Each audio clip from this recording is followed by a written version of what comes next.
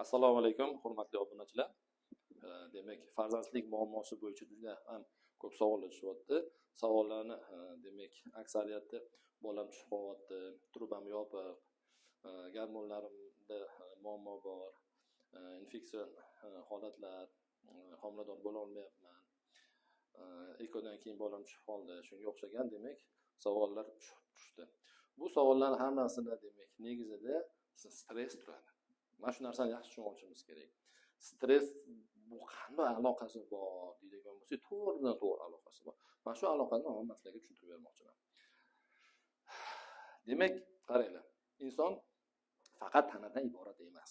Insonning ichida insonning ruhi bor. Ruhi bilan tanasining orasida bog'lovchi energetik tizimi bor. Bu energetik tizimni ham hisobga olish kerak. Insonning ruhiyatini ham hisobga olish kerak. Energetik tizim buzilsa, bu funksional buzilish bo'ladi. Ana undan keyin tanadagi organik o'zgarishlar yuzaga keladi. Funksional o'zgarishlarni to'g'rilamasdan turib, organik o'zgarishlar bilan ishlayverishlik, demak, natija olib kelmasligi mumkin. Lekin aynan olib kelishi mumkin. Lekin funksional o'zgarishlar, ya'ni energetik tizimdagi bo'ladigan o'zgarishlarga nima ta'sir qiladi deydigan bo'lsa, insonning ruhiy holati. Inson hayotda har qanday demak vaziyatlarga tushadi. O'tmishlarida qanaqangidir stress holatlari bo'ladi. Bu stress holatlar albatta insonning ruhiyatida iz qoldiradi. Mana shu iz to'g'risida hozir gaplashamiz. Qaranglar.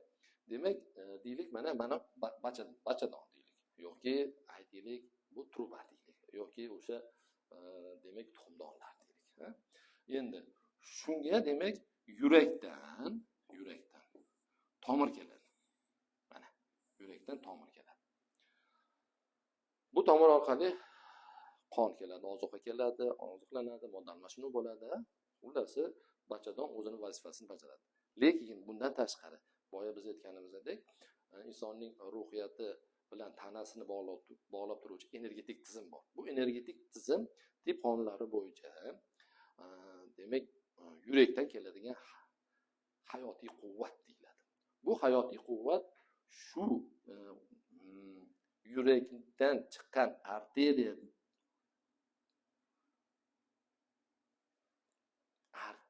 orqali, arteriyaning tomir orqali mana shu bachadonga yoki trubaga yoki boshqa a'zolariga hayotiy quvvat boradi. Bu hayotiy quvvatni biz nima deyishimiz mumkin? Elektromagnit to'lqinlar deyishimiz mumkin, tok deyishimiz mumkin, boshqa keltirishimiz mumkin, lekin buni quvvat deb keltirilgan. Shu quvvat kamayadigan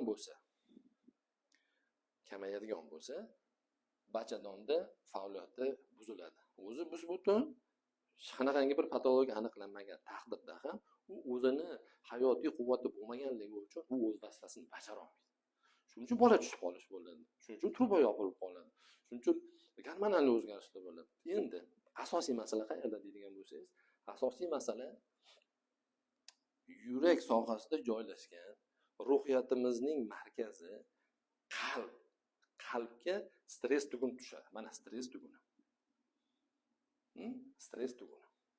Mana shu stress tuguni quvvatni kamaytirib qo'yadi. Yoki oshirib qo'yadi. Oshirib qo'yganda boshqacha patologiya, kamaytirganda boshqacha patologiya. Ya'niki bu o'zgaradi.